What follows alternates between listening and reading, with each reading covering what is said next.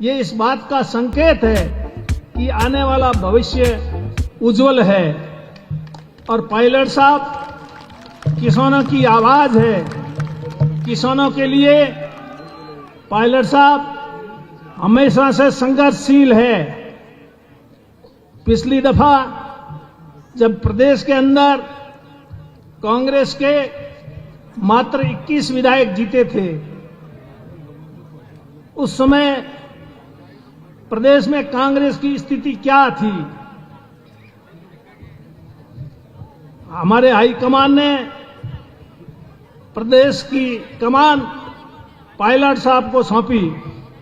5 साल तक पायलट साहब सभी जिलों, सभी ब्लॉकों, गांवों और ढाणियों और घरों तक पहुंचे और कांग्रेस को मजबूती के लिए काम किया। और उसका परिणाम आप लोगों ने विधानसभा के चुनाव 2018 में देखा और आप लोगों ने भी उनका भरपूर साथ दिया, समर्थन दिया। इसलिए आप लोगों को भी बहुत बहुत धन्यवाद देता हूं। पायलट साहब, ये जनसैलाब इस बात का संकेत है कि आप किसानों की आवाज बनकर किसानों की लड़ाई के लिए आप लड़ते रहें और ये किसान हमेशा आपके साथ खड़ा रहेगा।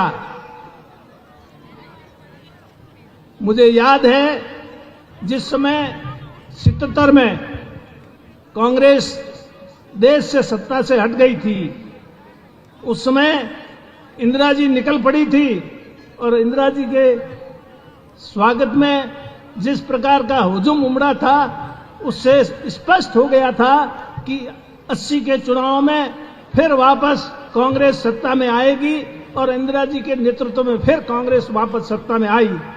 आज का ये हुजूम इसी बात का संकेत दे रहा है कि आने वाले समय में पायलट साहब की जो ये मेहनत है ये काम आएगी। इसलिए आज मुझे याद है, कोई किसी को रोक नहीं सकता।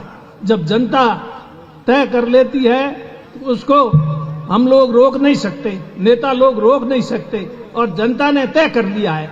ये मैं देख रहा हूं, अभी परबतसर में भी मैं गया और यहां भी आज देख रहा हूं, और भी जगह भारत जोड़ो यात्रा थी, उसमें मैं झालावाड़ से लेकर और हरियाणा बॉर्डर तक साथ में था। पायलट साहब भी थे, जनता भी था, वहां का भी माहौल मैंने देखा।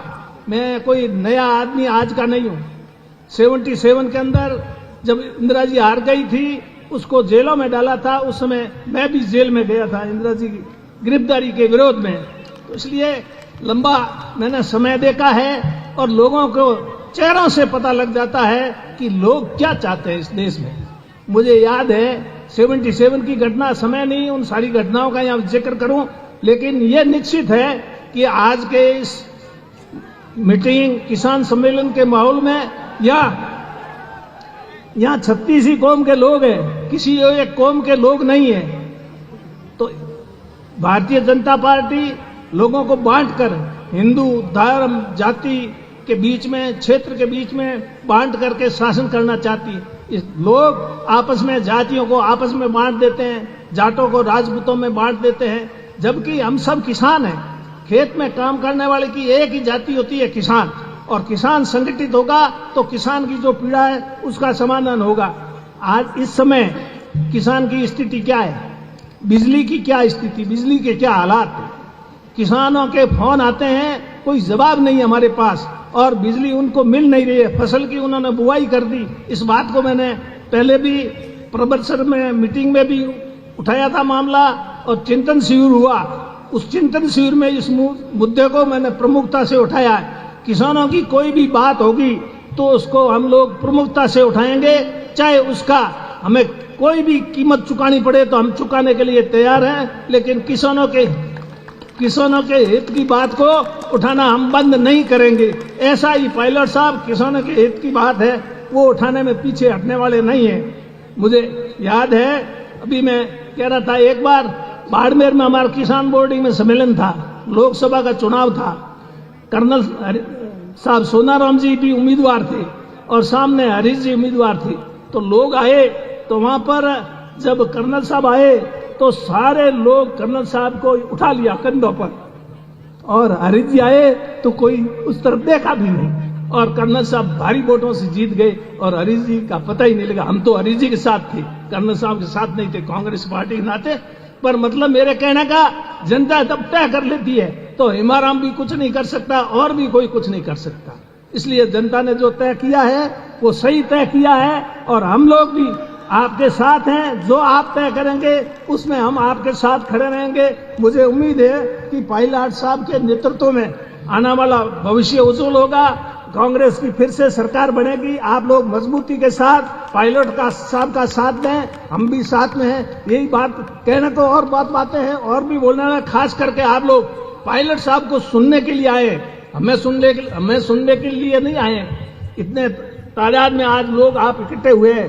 क्या हमारे, अगर मैं आज चीफ गेस्ट होता तो इतने तो छोड़ो 50 आदमी भी इकट्ठा नहीं होते। ये सब पायलट साहब की वजह से आप इतने लोग उनको सुनने के लिए आए हैं। पायलट साहब को सुनने के लिए आए हैं। और राजेंद्र सिंह जी बुढ़ा, ये भी मेरे जैसे ही आदमी है, मेरे से भी आगे है, मैं थोड़ा पीछे हूं।